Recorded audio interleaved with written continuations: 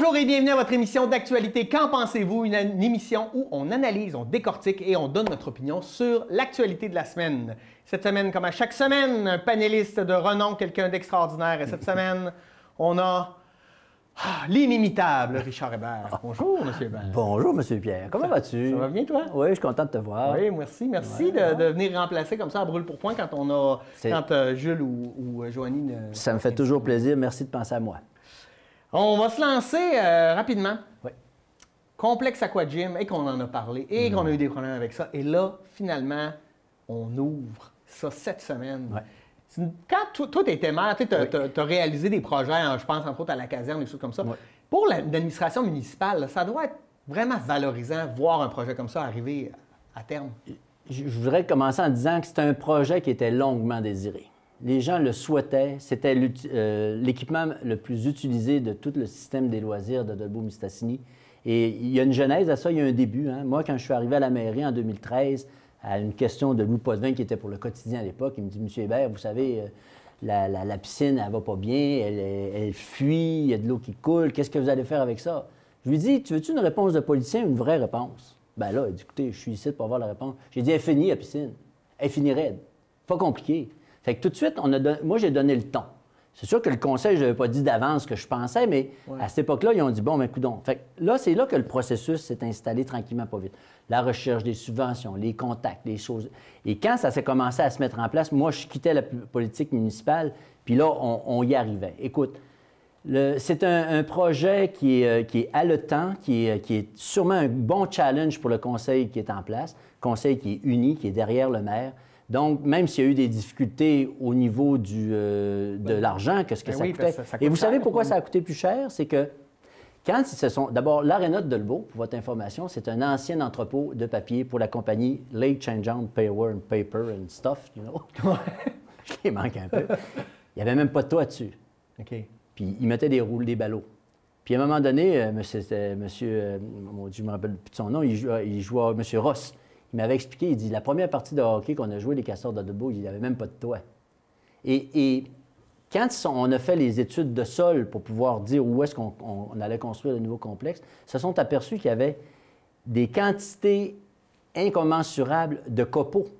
Parce que la compagnie allait jeter des copeaux dans cette chose-là. Avec le temps, ils ont renterré de terre. Quand ils sont aperçus que le sol n'était pas favorable pour recevoir une structure semblable, c'est là que les coûts ont explosé. C'est ça qui a fait, entre autres, une partie de l'augmentation. Mais la Ville ne s'est pas laissée abattre par une augmentation de près de 4 millions de dollars. Ils se sont retroussés les manches. On avait l'expérience avec la salle de spectacle. Ils ont décidé de faire une campagne de financement. Moi, je leur lève mon chapeau. Je pensais qu'ils rendu à 1 million, c'était de l'argent à Moses, mais ils se sont rendus jusqu'à 1 500 000 dollars. Les particuliers ont donné, les compagnies ont donné. Puis c'est un effort collectif. Puis en plus, ça va servir à toute la MRC Marie-Chapdelaine qui, lui, a déposé un montant important pour le fonctionnement de cet équipement-là, qui est extraordinaire. Moi, j'ai hâte à l'ouverture. Il va avoir lieu très bientôt. Au moment où on se parle, où on enregistre cette émission-là, ça ouvre aujourd'hui.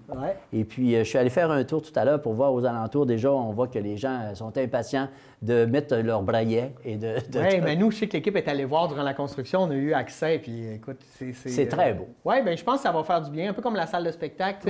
C'est important, je pense, pour une collectivité d'avoir des infrastructures de qualité. La fierté aussi d'avoir ces équipements-là. Et en plus, c'est que ça attire des gens à venir demeurer dans la municipalité centre qui est Dolbeau-Mistassini. Oui. Parlons d'un sujet un peu moins rose, plutôt bleu.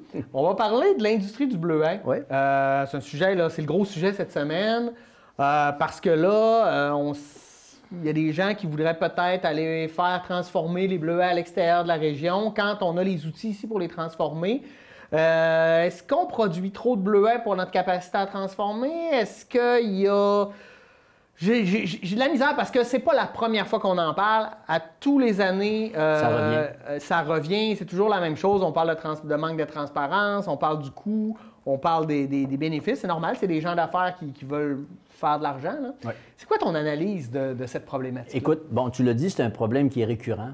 Le bleuet, c'est la manne bleue. Hein? Puis quand les champs sont préparés, ça pousse, puis quand les conditions sont bonnes. Mais les conditions ne sont jamais vraiment pareilles. Ça varie.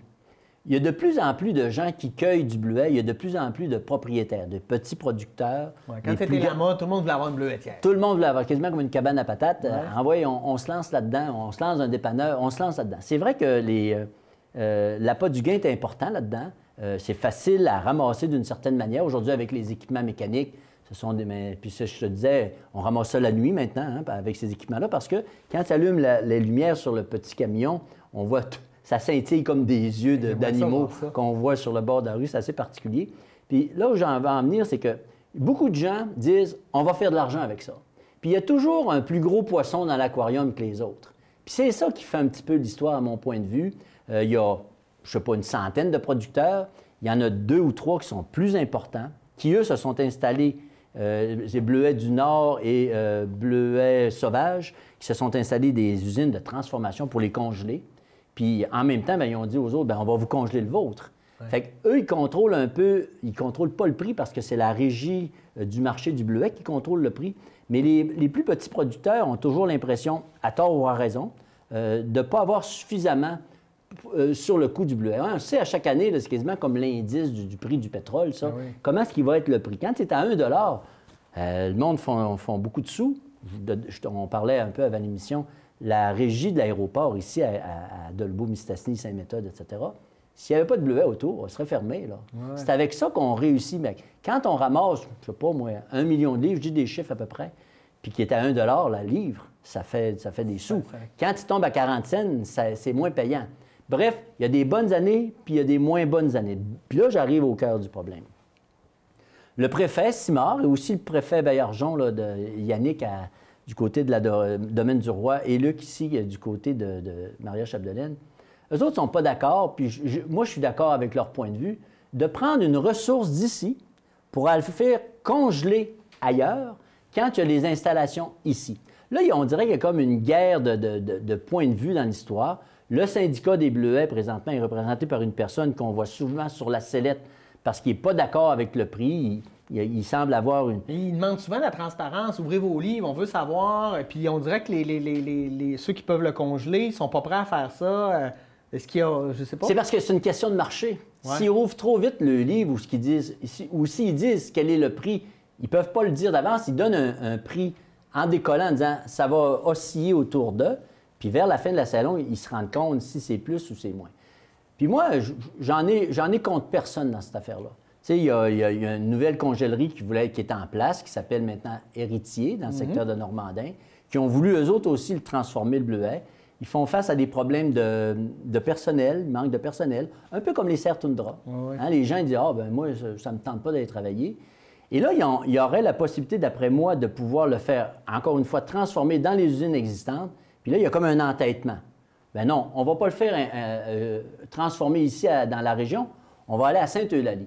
Moi, je ne suis pas d'accord avec ça. Les ressources d'ici, ils peuvent être transformées ici pour que l'argent se dépense ici. Oui, c'est là où les gens, ils ne peuvent pas tout à fait être d'accord avec le point de vue. Puis je comprends le président du syndicat, puis je comprends le président du Grand Bleu qui se sont formés une coopérative, puis on dit on va s'en faire une usine de transformation. Malheureusement, les autres sont arrivés plus vite, congélés héritiers. Alors je me dis, il n'y aurait pas un maillage à faire, moi, entre congélation Grand Bleu, le syndicat des Bleuets, puis qu'ils puissent aller congeler du côté de Normandin. S'ils ne sont pas d'accord avec les deux principaux. Oui, je pense qu'il faut se parler. C'est très délicat parce que les bleuets, là, c'est comme la saison de la pêche dans les maritimes. C'est comme le homard. Tu sais, le homard, tu ne sais pas le prix en décollant. Ouais. Mais le bleuet, c'est une petite ressource qui... Ça part vite, ça. Moi, je me souviens, quand j'étais petit, on allait ramasser des bleuets dans le bois, puis il y avait un gros camion qui venait des États-Unis, qui allait se parquer au dépanneur en bas de la côte, en montant vers Sainte-Marguerite. Oui. Et puis, 1,40 1,40 la livre. Oui, mais c'est une autre époque. Mais dans ce temps-là, le Chili n'en produisait pas. Maintenant, tout le monde produit du bleuet parce qu'on sait les qualités antioxydants, etc., etc.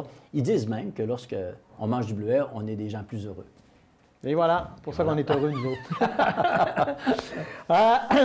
Restons dans l'agriculture.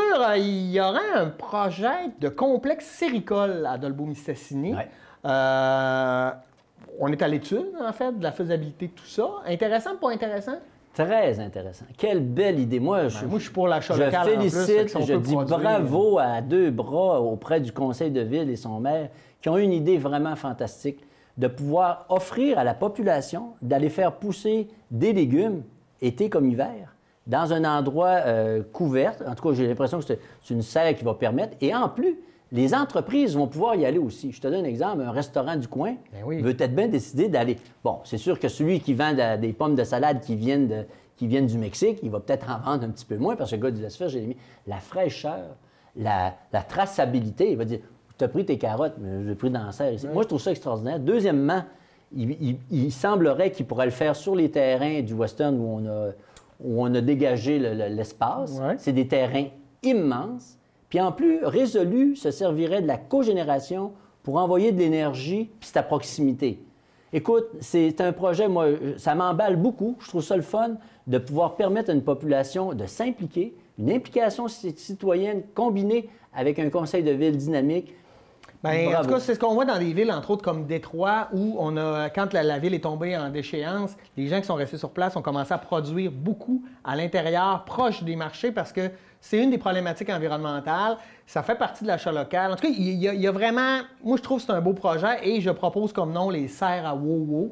Parce que, comme on veut les faire sur les terrains, les anciens terrains du festival Western. Il va rester de la place. Ils auront beau faire des grosses serres. Puis, tu sais, les jardins urbains, c'est très populaire. À l'époque où j'étais à la municipalité ici, on avait fait le projet de faire des plates-bandes où les gens pourraient aller consommer les plates-bandes. C'est un projet britannique qui est rendu partout à travers la planète.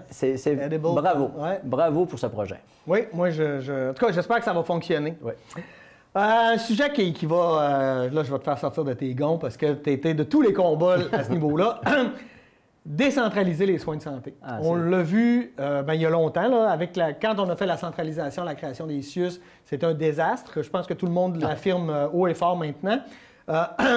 Comment on peut, après ça, partir de ces organes éléphantesques centralisés puis ramener du pouvoir? Parce qu'on le sait, là, plus tu es proche du terrain, plus tu as accès au pouvoir, plus aux décisions, aux gens qui sont là. Fait que tu gères plus des colonnes de chiffres, là, tu gères des vraies personnes, tu comprends les réalités de terrain.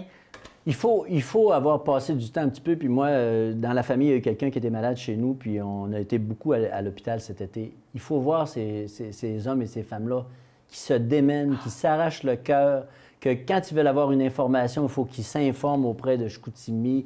Puis j'ai rien contre Chicoutimi non plus. Écoute bien, la centralisation des pouvoirs par le délicat docteur Barrette, écoute, il a fait ça avec la délicatesse d'un pachyderme qui rentre d'un magasin de porcelaine. Ça a été mal fait. On peut quasiment qualifier ça d'un espèce de fiasco. Les ressources humaines ne savent plus où se tirer. Les gens s'en vont maintenant vers le privé, payer mieux, dans des meilleures conditions. Écoute, la pandémie est en train de nous démontrer une chose, que ce système-là est à repenser puis à refaire. Puis lorsque, une autre image, Pierre, comment tu fais quand tu es local ici à Dolbeau-Mistassini d'avoir le contrôle sur ce qui se passe? Mettons, comment tu fais pour avoir le contrôle de la chaleur de ta maison quand tu as le thermostat à Québec? C'est incroyable d'avoir décentralisé. Ici, on avait la fondation, on avait un conseil d'administration formé de la société civile, des gens d'un peu partout qui étaient regroupés ensemble pour voir à la bonne marche de cet établissement-là. Parce que l'hôpital de Dolbeau-Mistassini, là, il nous appartient. C'est nous autres qui avons travaillé, puis c'est à nous. C'est pour ça que quand on se fait gérer d'une autre façon, l'histoire de Optilab, on sait. Moi, je me suis battu avec le conseil, puis on avait formé un comité pour dire c'est pas vrai que les échantillons vont partir de Dolbeau-Mistassini pour aller à Chicoutimi. Le gars qui va avoir le résultat dans la journée, comment ça va faire? Même ceux-là de la Côte-Nord. C'est d'un ridicule criant. Donc, moi, je pense que la solution, c'est probablement de revenir à la simplicité du terrain et de dire, bien, l'hôpital de Dolbeau, là, vous allez avoir un budget X, vous allez gérer votre monde, puis tu vas savoir à qui tu as affaire.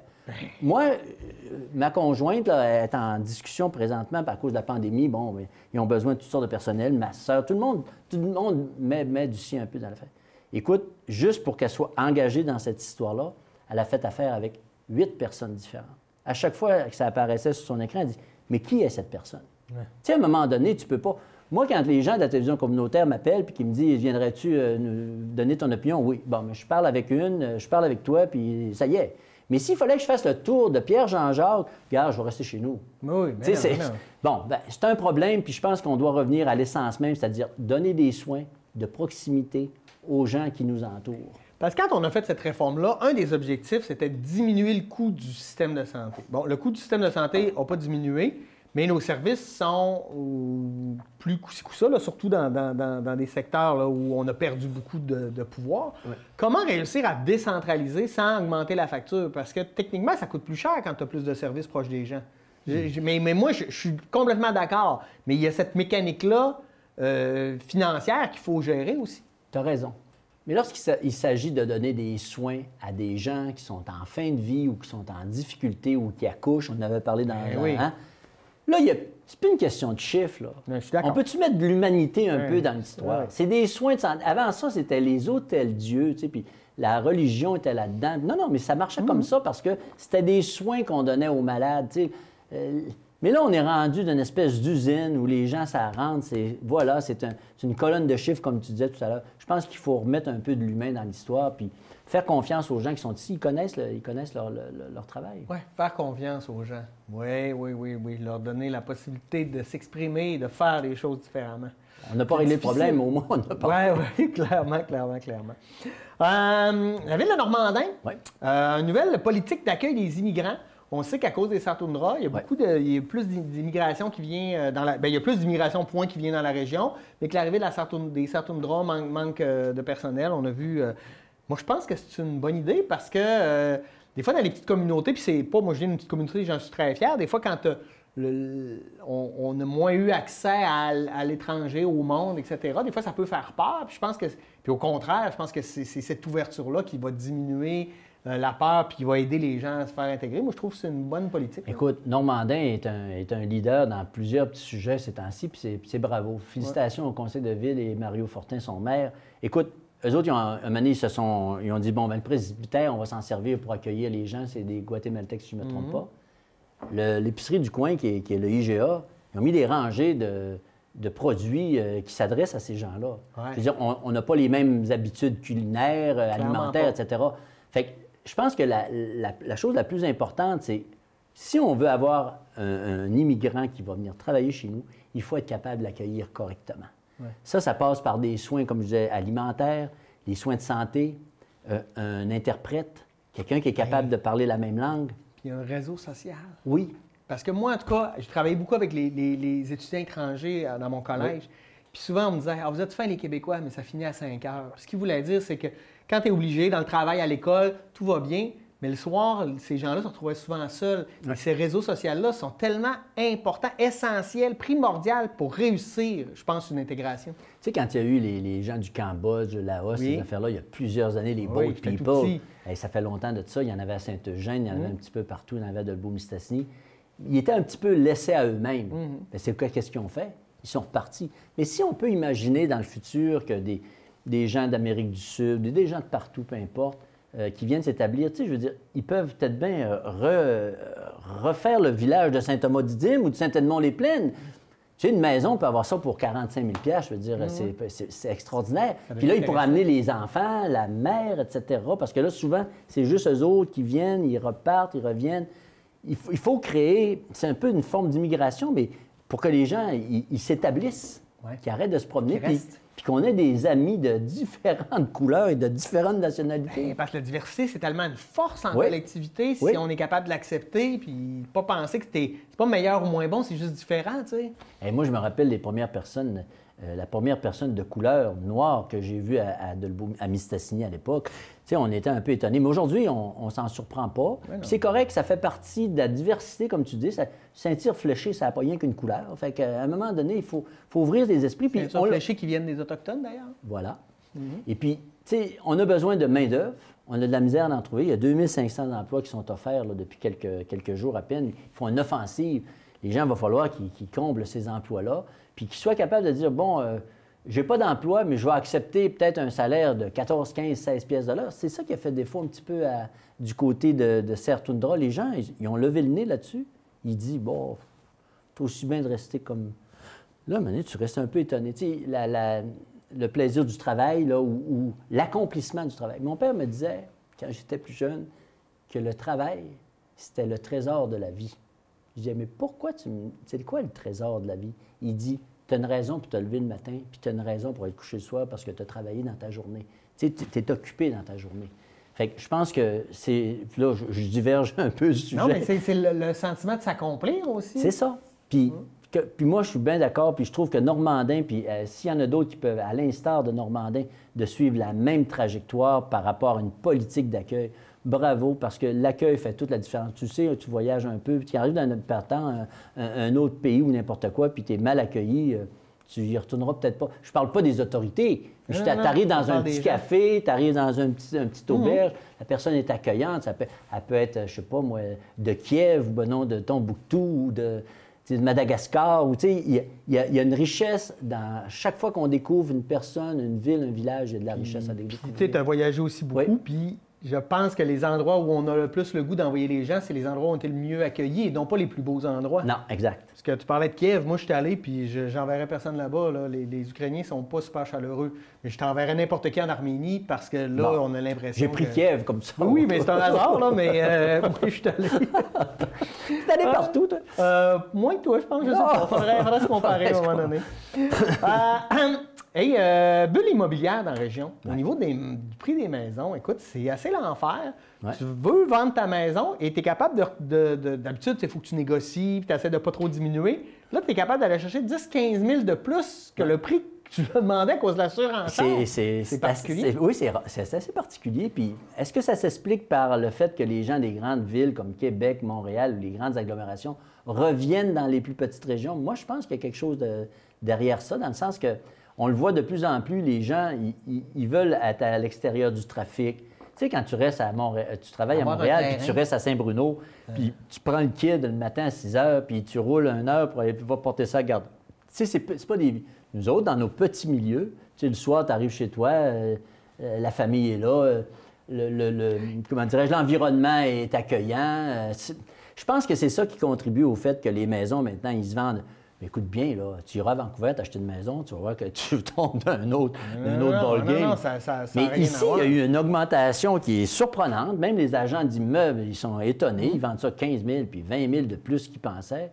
Bien, ça veut dire qu'on est prêt peut-être à avoir des gens qui vont venir s'installer dans nos régions dites périphériques. C'est peut-être bon aussi pour le patrimoine architectural, dans le sens où on va plus acheter des maisons sans construire des nouvelles, je sais pas, tu sais. Peut-être. Non, mais dans le sens où...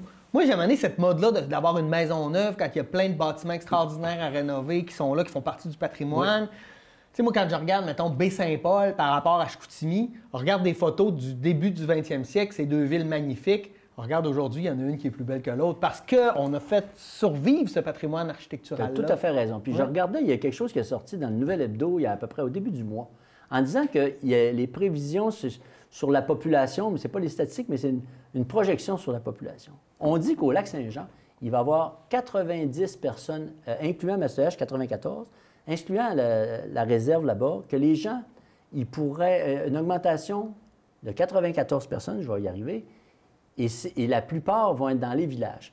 Péribonka, Sainte-Jeanne-d'Arc, Albanel, puis Saint-Eugène. Wow. Et une diminution de la ville-centre de Dolbeau qui va approcher 14 000. Quand on était à la fusion, on était près de 15 000. Donc, il y a une diminution dans les villes, puis un retour vers. Exemple, si tu travailles à Dolbeau-Mistassini, tu peux très bien rester à Sainte-Jeanne-d'Arc. Quelques minutes d'automobile. Moi, je travaille à Dolbeau-Mistassini, puis à Jonquière, j'habite à Saint-Gédéon. Tu sais, je veux dire, aujourd'hui, les problèmes de transport, c'est plus ça. Anciennement, surtout en région, là, parce que... Hey, avant ça, là, il y avait 3-4 postes de gaz dans chaque petit village. Les tanks de gaz, là, tu faisais 10-12 000 au gallon à l'époque. Aujourd'hui, là, tu te rends à Québec avec la même cargaison d'essence ou d'électricité ou quoi que ce soit. Je veux dire que les moyens de transport sont plus efficaces, les routes sont faciles, puis quelques minutes sur la route, ça te donne le temps de te dégasser. Non, attends. Moi, partir de Saint-Gédéon, m'en venir ici, ça me prend 1 heure. Ouais. Là, elle n'habite plus là, mais quand ma soeur habitait à Montréal, elle habitait à 18 km de son travail, ça lui prenait 1h15. Voilà.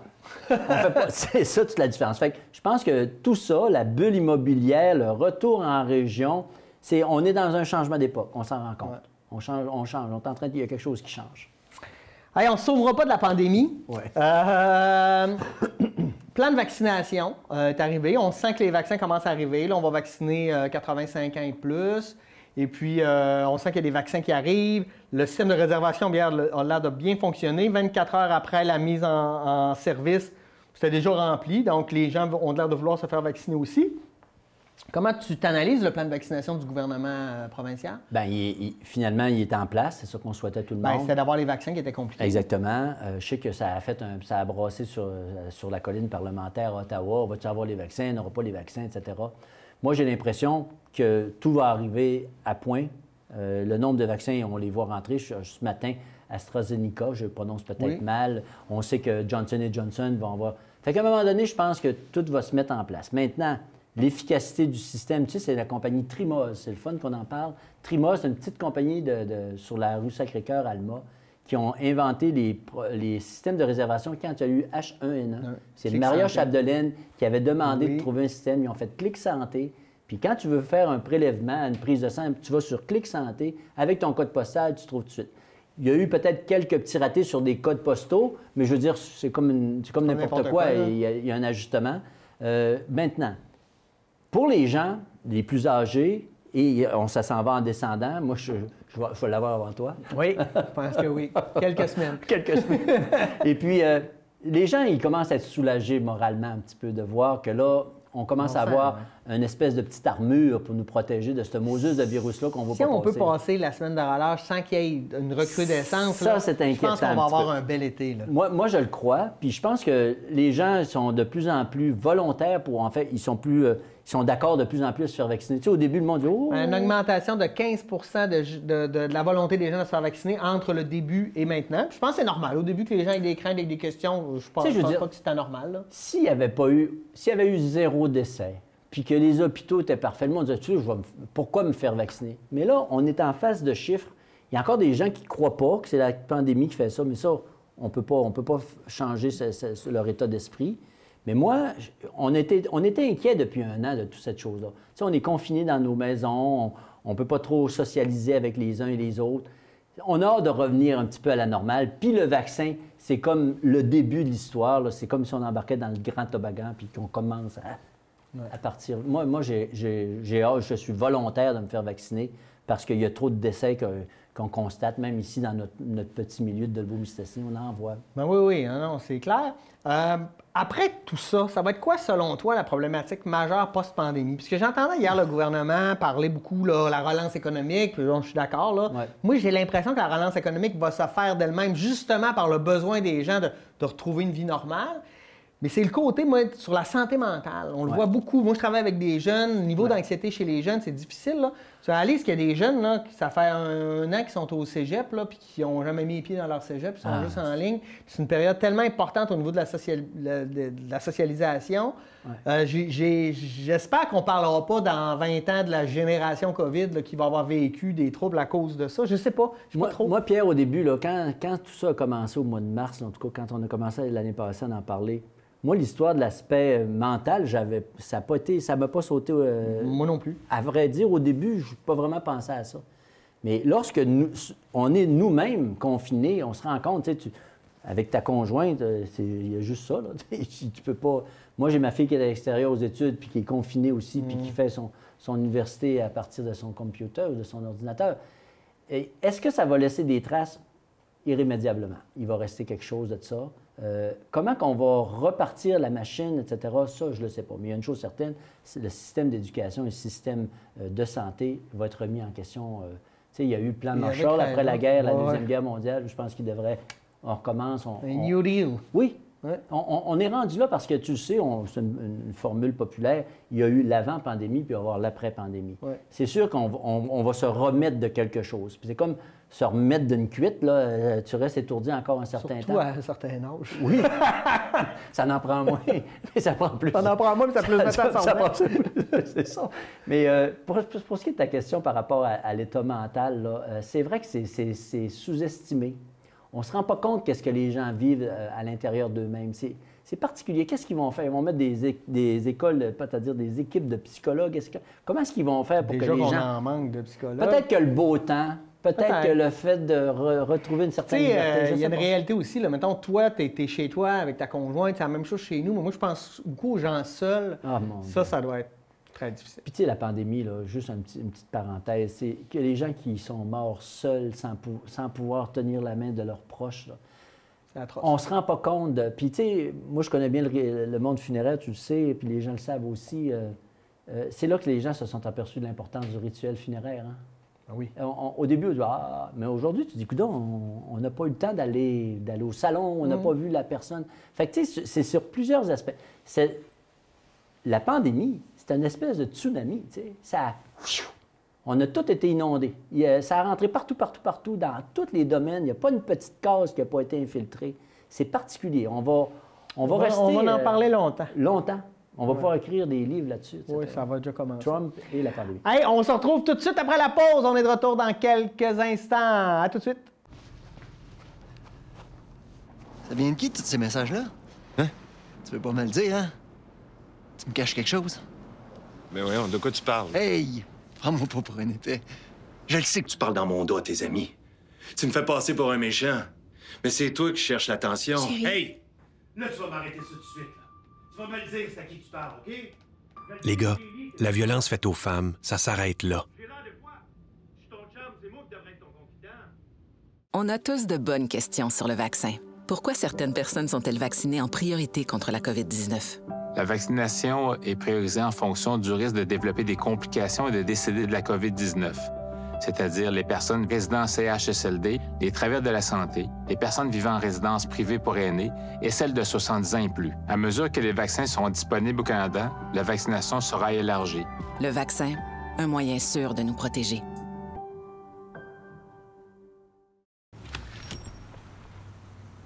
Je te laisse pas sortir d'ici sans savoir où tu vas. Hein? Bien de même en plus. Ben voyons donc, Hey, arrête de tout le temps me mentir en pleine face. Tu le sais que je peux pas te faire Confiance. T'essayes toujours de me provoquer. Mon amour, Hey! Ben là, tu vas enlever ton manteau et tu vas rester ici. C'est pas vrai qu'on va se chicaner à cause de toi. Moi, je suis là, je suis frère avec toi. Les gars, la violence faite aux femmes, ça s'arrête là. Écoute-moi bien, c'est fini, ça. Ici, on travaille en français. Moi, je travaille en français. Moi, je travaille en français. Moi, je travaille en français.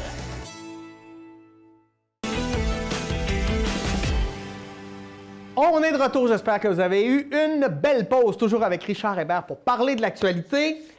Parlons maintenant de l'aide médicale à mourir. On a eu... c'est un enjeu important. Le Québec a été vraiment une figure de proue pour amener Madame ça... Véronique Yvon. Oui, Mme Véronique Yvon.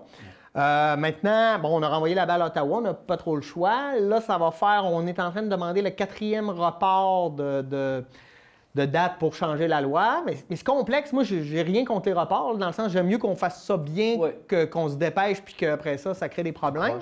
Là, c'est allé au Sénat, c'est revenu, les modifications. Bon, on s'est trouvé un allié aussi avec le Bloc québécois parce qu'il faut rappeler que c'est un gouvernement minoritaire, donc ça prend un allié pour accepter. Mais comme c'est très bien accepté au Québec, l'idée de l'aide médicale à mourir, que le Bloc appuie, je pense que c'était une alliance logique. Bon, moi, j'ai été bien surpris quand on a écarté l'idée de quelqu'un qui a une maladie dégénérative puis qui est encore là, mais qui ne pourra pas donner son accord quand il va commencer à être parti, là, tu sais, atteint de démence, Alzheimer, tout ça. Moi, j'ai un petit problème avec ça parce que pour avoir vécu des choses semblables puis avoir un ami qui est là-dedans en ce moment, lui, il aurait bien aimé ça que son père puisse prendre la décision quand il avait encore toute sa tête parce qu'en ce moment, il ne peut plus rien faire puis c'est plus agréable pour personne. Là. Je ne sais pas. C'est quoi ta perception de ça? C'est un sujet extrêmement complexe et très délicat. Très délicat. Parce qu'on parle de la vie et de la mort de quelqu'un. J'entendais aussi quelqu'un qui dit « Moi, j'ai le mal de vivre puis j'aimerais partir, mais ils ne veulent pas. » Le cas que tu évoques, à savoir la personne était prête, mais là, à cause d'une certaine démence qui s'installe et puis capable de prendre des décisions, je pense que malheureusement, on ne sera jamais capable d'avoir une loi parfaite. Il va y avoir malheureusement des oubliés ou des manquements à l'intérieur de... Le fait qu'on soit rendu là, à permettre aux gens de décider de leur propre gré, de pouvoir quitter leur enveloppe charnelle puis de se ramasser ailleurs, je trouve que c'est une belle évolution pour une société. C'est particulier, par exemple, parce qu'on voit ce qui se passe en Hollande puis en Belgique, entre autres, où là, un jeune de 13 ans ou 14 ans peut décider. C'est pas quelque chose, dirais-je... C'est pas quelque chose de facile. Pardon? Il faut que ça soit balisé. Là. Ah, écoute, sinon, on va... Hein, non, une personne a un mal de vivre une fin de semaine. Puis, on l'enlève. Ouais. Non. La vie a tellement de... Ça a de la valeur, la vie. C'est parce que quand on est sur le point de la perdre, c'est là qu'on se rend compte. Mais par contre, il y a des gens qui vivent des souffrances qui ne sont pas vivables. Tu peux pas... Je veux dire, si tu as des migraines pendant 72 heures là, d'affilée, c'est quelque chose. Mais quand ça fait 90 mois que tu as mal à la tête, un moment donné, tu dis, gars, moi, j'en peux plus. Ouais. Fait que je pense que ce soit reporté, ça prouve qu'il y a du sérieux dans l'histoire, comme tu le fais remarquer. Il y a toujours un peu de politique qui joue un peu là-dedans. Mais il reste quand même qu'il faut que la décision soit prise dans le meilleur intérêt de tous. Mais malheureusement, il va y avoir, je le pense, encore des failles dans l'histoire. On ne pourra pas arriver avec une affaire parfaite qui va cadrer. Ça va être très, très difficile parce qu'il y aura toujours une exception. Oui, je suis d'accord. Moi, je dois noter quelque chose. Moi, j'étais un anti-Sénat. Ça fait longtemps que j'aurais mis la clé là-dedans, là, pour plein de raisons. Pour une des rares fois, je trouve qu'ils ont fait un travail sérieux, qu'ils ont pris le temps, qu'ils ont fait des propositions intéressantes. Il faut reconnaître aussi quand on peut avoir tort ou on peut... Bien, je ne suis pas plus pour le garder, non. Là, mais je trouve qu'ils ont fait un travail, que les sénateurs ont fait un beau travail. Ce que je voudrais dire, c'est que, tu sais, la Chambre politique ou la joute politique à la Chambre des communes, parce qu'on parle de ce gouvernement-là, tu sais, ça, c'est des tractations, c'est des coups de gueule, des fois, ils vont voter quelque chose qu'ils sont absolument contre, mais c'est pour faire un peu donner de la misère à l'autre bord. Le Sénat ou une autre institution est là pour avoir un peu plus de recul, éviter un petit peu plus la partisanerie. Bravo pour un Sénat qui n'est pas partisan, qui n'a pas de couleur. Ça, je trouve ça bien, bien correct. Parce que souvent, tu fais face à des abnégations ou des aberrations, là, qui sont incroyables. Ouais, ça manque de légitimité quand même. Oui, mais tu sais, je regarde ce qui se passe aux États-Unis, la Chambre haute, les systèmes politiques que tu connais sûrement mieux que moi sont pas parfaits non plus. Aucun. Mais celui dans lequel on évolue, je pense que le Sénat, comme tu l'as dit, a un droit de regard, un droit de sagesse, et je pense qu'il y a moins de partisanerie dans la chambre rouge que dans la chambre verte. C'est deux mondes complètement différents. Ouais. Moi, pour avoir croisé certains sénateurs, ils sont dans une autre histoire. Il y a un peu de partisanerie pareil, mais c'est un sujet extrêmement délicat parce que moi, quand j'étais plus jeune, je faisais mes études pour devenir thanatopracteur, ce sujet-là, en 75-76, c'était déjà sur la table. Comment ça? C'est les Suisses qui ont accepté ça en premier, je pense. C'était particulier de dire on va décider de la mort des uns puis des autres. Moi, en 76, ça fait plus de 40 ans. On était encore assez judéo-chrétien à cette époque-là. C'était une question osée. Je me rappelle, en cours, on l'avait posée, on avait discuté de cette chose-là, mais là, on allait un peu, on disait, ouais, mais si on était dans le temps des nazis, on dirait que les Juifs, il faut les éliminer. Oui, c'est ça. C'est pas facile. Mais quand tu as quelqu'un de malade dans ta famille qui souffre l'enfer, tu souhaites souvent, tu sais, quand tu dis, il faudrait qu'il parte, il faudrait le laisser partir, puis en même temps, si tu veux pas partir, c'est... Non, mais ça reste dur. Moi, je me rappelle de ma mère, là, puis je veux dire, là, mettons le dernier mois, là, ben ça a été juste un mois, tu sais. Ça n'a pas été 5-10 ans, là. Il y a des gens là, qui vivent avec des maladies très longtemps, et ce mois-là était interminable, puis là, rendu là, on savait qu'elle allait partir, fait qu'on... Pas que je dis qu'on avait hâte qu'elle soit libérée de sa souffrance. On n'avait pas hâte qu'elle soit partie, mais c'est ça, puis quand c'est... Puis moi, là, c'était un mois, mais imagine quand c'est des années, là... Ça doit être... Mais qu'une société réfléchisse et se donne le droit d'aller jusque-là, c'est le signe d'évolution d'une société. Et c'est sûr que, je vais te donner un exemple, les animaux dans le règne animal, là, ils ne choisissent pas le suicide. Oui. T'as-tu déjà entendu parler qu'un éléphant s'est suicidé? Moi, j'ai déjà vu un chien se suicider. Ah ouais? Mais en tout cas, je l'ai vu de mes yeux vus, là. À Kiev encore. Écoute, il y a les lumières rouges, les autos arrêtent. Puis là, le chien qui est sur le bord-là, attendait comme le passage piéton, il s'est levé, a avancé, il s'est assis en avant des autos. Jusqu'à temps qu'il se fasse... Jusqu'au temps que la lumière change. La première auto a fait le tour, elle l'a vu, mais à un moment donné, il en arrivait un, puis... Et voilà. Bon, alors, tu viens de défaire ma théorie. Pas grave, c'est peut-être l'exception qui confirme la règle. Mais tu sais, dans le règne animal, je veux dire, on est intelligent, supposément, puis on est capable de prendre certaines décisions, mais celle-là, c'est un signe assez mais moi, en tout cas, il faut que ça reste que ce soit la personne qui puisse décider puis qu'on ne puisse pas décider pour les autres. Ça, c'est important. Non, ça, parce que là, il y aura des dérives possibles. Oui. C'est pas dangereux. On ne veut pas ça. On veut pas ça. Les géants du Web. Non, mais là, on sait que le gouvernement fédéral travaille fort là-dessus, ou du moins, ils nous disent qu'ils travaillent fort là-dessus. Là, on n'a pas encore vu de résultats concrets. Mais on s'est allié avec l'Australie pour regarder ce qu'ils font là-bas parce que l'Australie a donné un bon coup de barre, assez que ça a fait peur à Facebook qui a suspendu les nouvelles, puis là, ça crée un conflit. En fait, moi, je pense que le coup de mute de Facebook a juste donné raison au gouvernement australien. Là. Ces géants-là ont trop de pouvoir. Là. Il faut faire quelque chose. Comment tu vois la solution, toi, pour l'avenir des médias et puis ces géants du web-là qui sont partout dans nos vies maintenant? Là? Pierre, c'est une excellente question parce que lorsque j'étais à Ottawa, ce sujet-là m'a particulièrement touché parce que je venais d'une région où il y a beaucoup de médias. Mm-hmm. Puis avec Louis Tremblay, je me souviens, puis Mme Saint-Onge, tous ces gens-là, je les ai rencontrés à plusieurs reprises. J'ai participé à faire un petit peu bouger les choses parce que lorsqu'on était en caucus national, souvent je revenais à la tâche en disant, regardez, là, il faut qu'on fasse quelque chose. On ne peut pas dire que c'est moi qui ai changé l'histoire parce que ce que les revenus de publicité que Facebook et l'autre Google prenaient, c'était indécent. Tu as vu, évidemment, les profits descendre, puis le bon. Mais il y avait comme une forme de ménage qui devait se faire. Tu sais, je veux dire, malheureusement, la nature étant comme ceci, ils ont décidé d'une certaine manière que le modèle changeait. Là, aujourd'hui, je regarde la coop d'information du journal Le Quotidien. Les affaires vont bien. Ouais.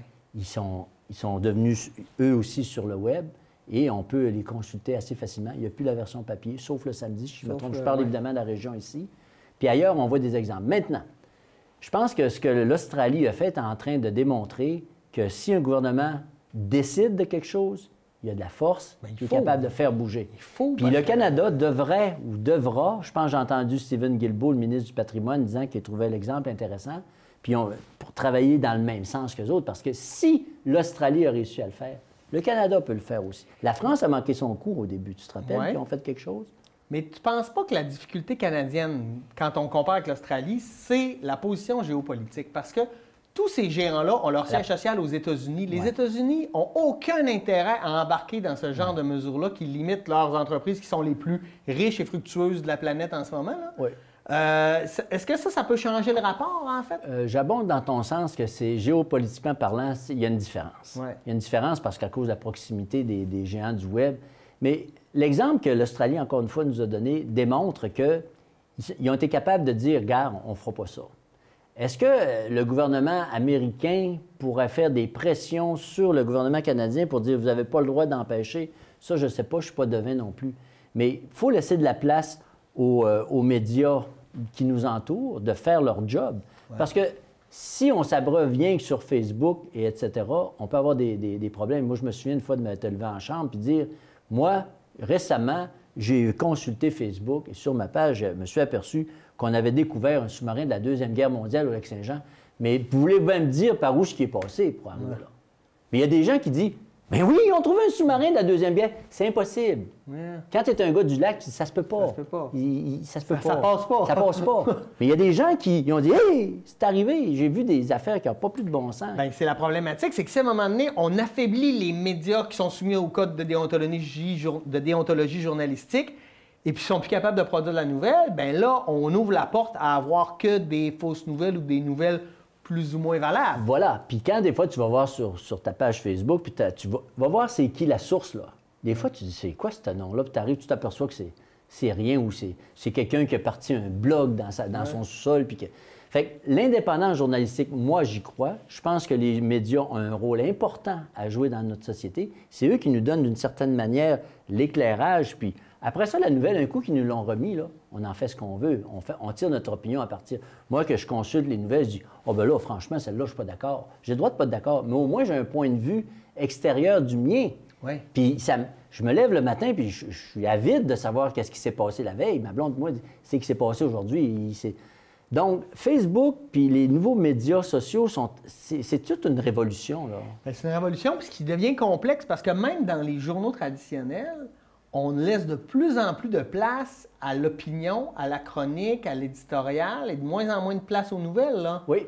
Et là, ça, si tu multiplies ça dans un gros bassin avec les fausses nouvelles, les trucs drôles, les photos de chats, puis les statuts d'amis qui nous montrent ce qu'ils ont mangé pour souper, ça fait un océan d'informations. Puis là, ben, tu scrolles à l'infini, tu sais pas ce que tu cherches, mais finalement, tu cherches rien parce que tu t'informes juste pas au bon endroit. Là. Puis tu fais juste regarder le dessus, tu vas pas au fond. Oui. Puis j'entendais un reportage hier qui disait les plus jeunes journalistes se servent beaucoup des médias sociaux.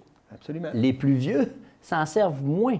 Mais invariablement, à un moment donné, il y a une source qui... Il faut aller sur Facebook pour voir si... Tu sais, aujourd'hui, je me rappelle des affaires. C'est qui ce gars-là? Tu vas sur Facebook, tu mets son nom, puis là, tu t'aperçois. Tiens, il était pas malade. Ben non, il est au Mexique avec une corona dans les mains, puis... Fait que, tu sais, c'est un moyen d'information. Faire bien attention de mettre ce qu'on met là, faire attention à ce qu'on met là-dessus. Là, moi, j'ai monté un cours de 45 heures sur les réseaux sociaux, puis pas pour apprendre à s'en servir, juste pour réfléchir sociologiquement. Tu sais qu'aujourd'hui, un employeur, là, il va bien plus se fier sur ta page Facebook que sur ton petit curriculum vitae. Là. Oui. Non, là, je suis convaincu de ce que tu dis là, non, parce que je l'ai vu de mes yeux vus. Oui. Le directeur général dit « C'est qui celui-là? On va voir. Oh, mon Dieu! » Tu vois des choses. Oui. Puis là, à part ça, tu en tires une certaine conclusion. Là. Non, puis ça va être... En fait, le danger, c'est les algorithmes, parce que là, on est capable de savoir pour qui tu vas voter, qu'est-ce que tu ajoutes, comment... Parce qu'on a fait plein de tests à travers mes classes, et c'est fascinant. On se doute même pas de la force de ces algorithmes-là. Là, on n'a pas le temps parce qu'on est en nombre, mais je pourrais te compter des expériences qu'on a faites. C'est troublant. Troublant. Mais là, je t'amène sur d'autres choses. Oui. Que tu es intéressant. J'aimerais ça. Aller à ton cours. Mesures pour les voyageurs qui sont de retour. Oui. Situation particulière parce que, sans dire que c'était une urgence nationale, à un moment donné, on a vu qu'il y avait une certaine problématique, des gens qui partaient, qui revenaient. À un moment donné, des gens pouvaient même empocher de l'argent. On a réglé ça rapidement. Il y avait des trous, etc. Ouais. Là, on nécessitait des mesures strictes. Là, on a des mesures strictes. Là, les mesures strictes ne fonctionnent pas pour des raisons d'attente au téléphone, des raisons... Là, il y a eu des cas d'agression sexuelle en plus. Là, ça devient compliqué, tout ce dossier-là. J'ai l'impression qu'on aurait le goût d'effacer tout ça et de repartir un peu, là. Ouais. Mais sauf qu'une fois qu'on a commencé, ça devient très complexe. Puis en même temps, les gens étaient avertis. Là. Si tu voyages, c'est ta responsabilité. Oui. Les gens le savaient. Moi, ils ne me font pas pleurer, là, les snowbirds qui font « C'est compliqué de revenir. » Oui, mais on t'avait averti. Faites le choix. Là, ça. Mais il reste que souvent, le gouvernement devrait être un facilitateur et non pas un... C'est là qu'on s'aperçoit de la lourdeur d'un gouvernement, d'une machine. Écoute, au début de mars l'an passé, moi, j'étais à l'extérieur du pays aussi, puis je suis passé le 12 de mars, puis ça a été installé le 13, si je me rappelle, ou dans ces eaux-là. Je suis passé comme on passe à la poste, là, ça a été aussi rapide que ça. Il n'y a pas eu de mesure de contrôle. On dirait que les mesures viennent après que le virus y est rentré. On le sait que l'année passée, au retour de la relâche, c'est là qu'on a vu une explosion. Parce que les mesures n'ont pas été assez rapides. C'est dur à faire bouger l'histoire. La frontière avec les États-Unis, les échanges commerciaux, etc. Ça semble plus facile pour le citoyen ou la personne dans son salon qui écoute les nouvelles le soir. Coudon, le gouvernement, ils ont juste à faire ça. Ah ouais? Ah oui, là, à ce temps qu'ils installent des mesures puis qui sont réclamées à grand cri par l'opposition, exemple, genre, ce matin, là, j'entendais une nouvelle que le Parti conservateur, il faut arrêter toutes les mesures à cause de ces fameuses agressions qu'il y a eu et à Montréal et à Toronto. C'est très, très regrettable ce qui s'est passé, mais à un moment donné, quand la gratte passe, tu peux arracher une coupe de morceaux de trottoir en cours de route, là. Puis c'est pas souhaitable, mais je veux dire, il faut installer un paquet... C'est pas à cause de la mesure que ces événements-là sont arrivés. Ben non. Il ne faut pas faire des liens. Là, ben non.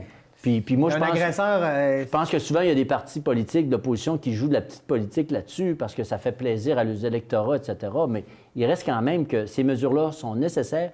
Puis moi, je le crois. Tu sais, d'abord, on est tous été un petit peu délinquants. Je pense la société en général, quand c'est arrivé dans le temps des fêtes ici, on voyait les camions qui se remplissaient de nourriture, de skidoo, de trailers, de chiens. Tu disais, où est-ce qu'il va? Tu sais, il va chercher de la lasagne pour 20 personnes. Il n'est pas parti, il n'y a rien qu'avec sa blonde, il y a quelque chose qui s'en vient.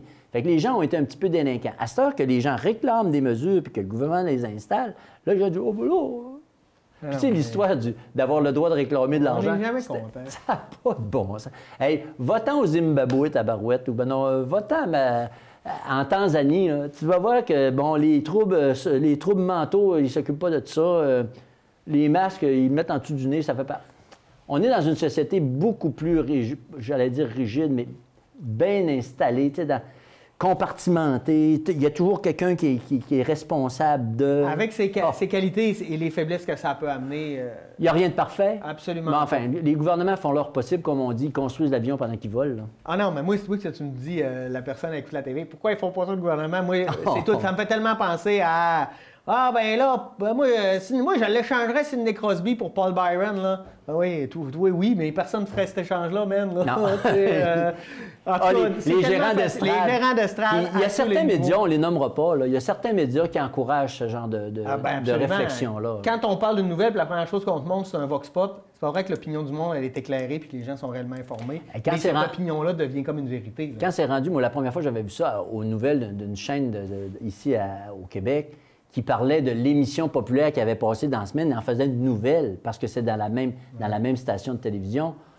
Là, où la page du journal dit qu'est-ce qui s'est passé avec Occupation Double? On s'en fout! C'est pas ça qui nous intéresse, mais ça fait vendre la copie. C'est ça. J'ai encore deux nouvelles.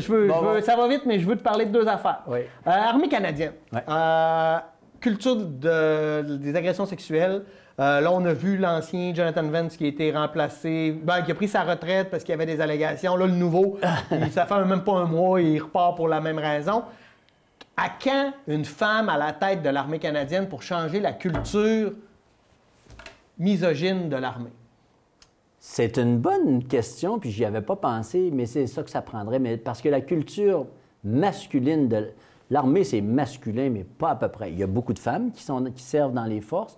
Mais cette culture-là, l'autre jour, tu as vu, ils ont dit, pour la diversité culturelle, ils sont 10 hommes blancs à la table en disant, on va changer ça. Mais non. On l'a vu avec l'histoire du monsieur, là, le monsieur qui était arrêté par la police là, à Montréal, là, puis que bon, tout le monde en parle, puis toute l'histoire. Puis on a vu un panel, puis là, t'as que des hommes blancs qui parlent. Là, je fais, mon Dieu, qu'on comprend rien. Puis tous ces problèmes-là à caractère sexuel, d'abord, ça explose tout partout. Ouais. C'est quand même particulier.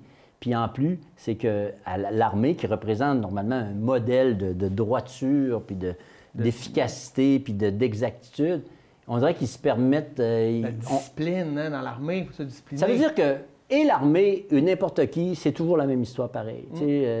À la minute que je ne voudrais pas dire de vulgarité, mais on dirait que quand il y a un aspect sexuel là-dedans, on dirait que, par là, let's go. J'imagine d'un party dans l'armée, que, tu te rappelles, il y avait un procès important ici à Bagotville. Le gars, il tapote un peu, mais c'est pas grave. Mais la fille qui se fait tapoter, elle ne veut pas se faire tapoter. Mais non, mais c'est ça la culture du viol. C'est pas, les gens, ils violent pas d'une ruelle. On a des vieilles habitudes qui datent d'une autre époque. Des mononcles, que ça change. Ben oui. Tu sais, les mononcles qui donnaient des gros becs baveux à nos cousines, là, puis tu disais, voyons...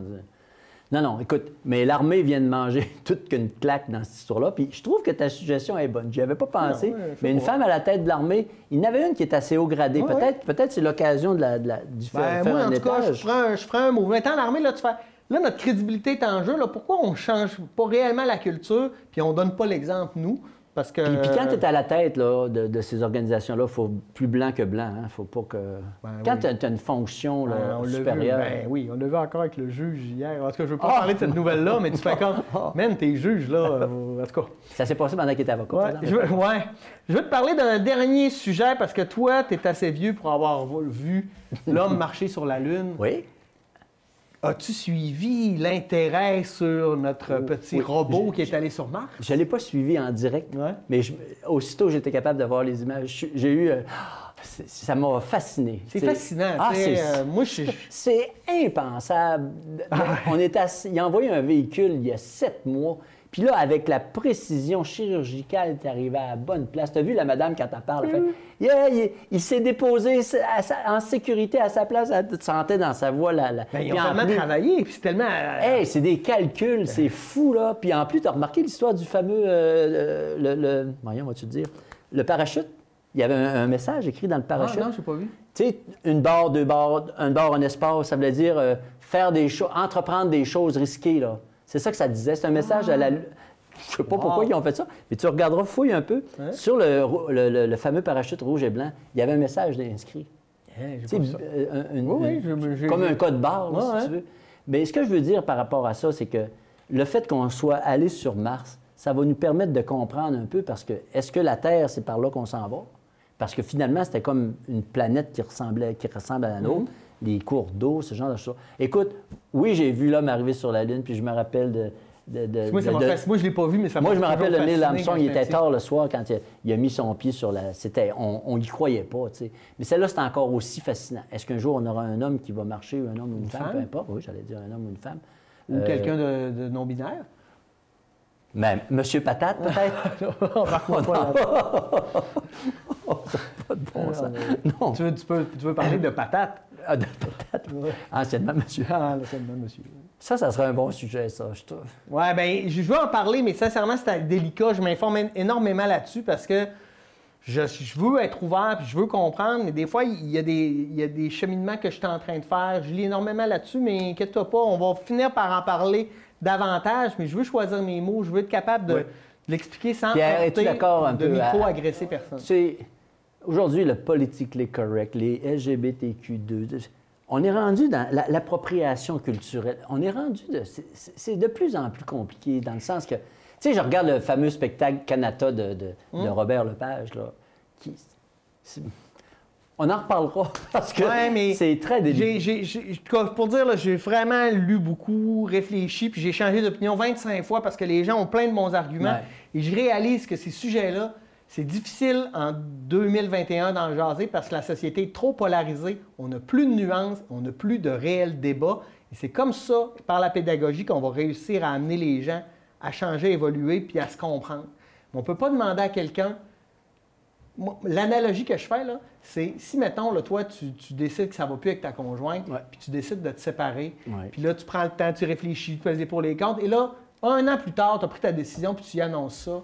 Toi, quand tu y annonces ça, tu t'attends à ce qu'en 10 secondes, elle fasse le même cheminement que toi, que ça fait un an. Ouais. Ça se peut pas. Puis là, moi, je trouve là-dedans en société, des gens ont fait un cheminement, des gens n'en ont pas fait, et là, on s'insulte plutôt que s'aider à avancer ensemble. Ouais. Moi, je suis pour la tolérance et la nuance, et je déteste la polarisation ambiante en ce moment. Est-ce que c'est causé par le trop grand nombre d'informations ou la quantité d'informations qui circulent? Je ne sais pas.